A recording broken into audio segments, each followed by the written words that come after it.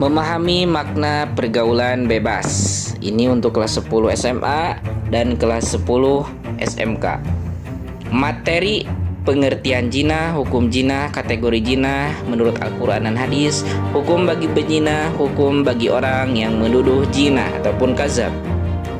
Yang pertama, pengertian pergaulan bebas. Kata zina berasal dari kata zana yazni yang artinya hubungan layaknya suami istri antara perempuan dan laki-laki yang sudah mukallaf ataupun balik, tanda ikatan pernikahan yang sah menurut syariat Islam. Dalil tentang larangan zina. A'udzu billahi minasyaitonir rajim.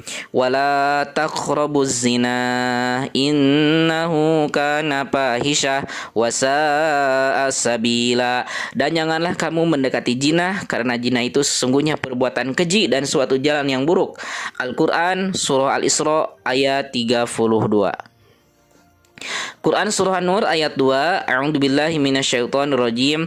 Az-zaniyatu waz-zani fajlidu kulla wahidin minhuma mi'ata jaldah wa la ta'khudukum bihima ra'fatun fi dinillahi in kuntum tu'minuna billahi wal yawmil akhir wal yashhad 'azabahuma ta'ifatum minal mu'minin.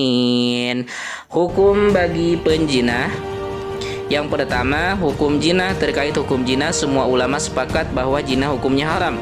Bahkan zina dianggap sebagai puncak keharaman. Hal ini tersebut didasarkan pada firman Allah dalam Al-Quran surah Al-Isra ayat 32.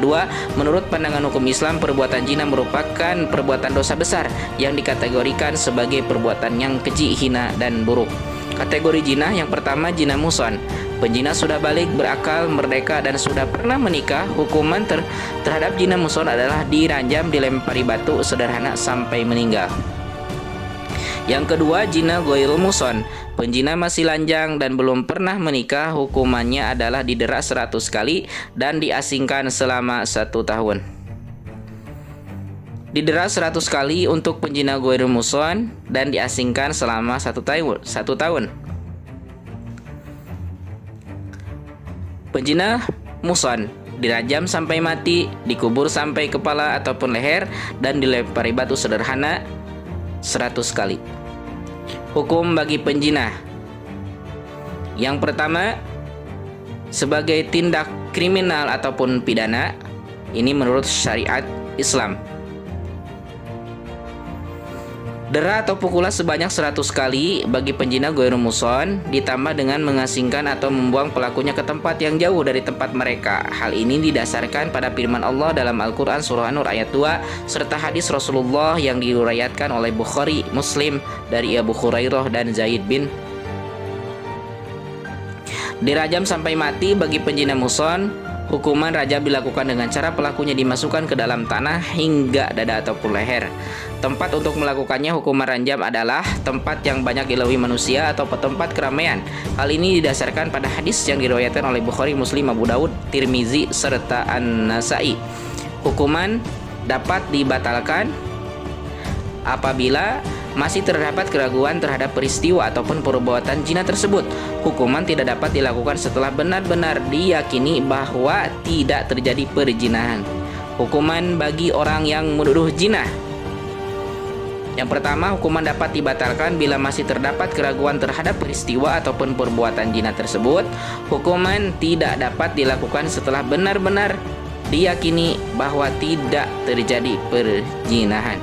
Untuk meyakinkan perihal terjadinya zina tersebut, syaratnya harus ada 4 orang saksi laki-laki, ini pun yang adil dan tanggung jawab.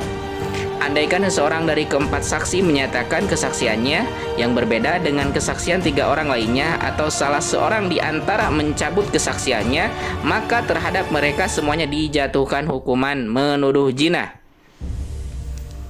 Hukuman bagi penuduh zina, hal ini didasarkan firman Allah Subhanahu wa taala dalam Al-Qur'an surah An-Nur. Perempuan baik-baik dengan didera sebanyak 80 kali ataupun 80 kali deraan. Dampak negatif zina.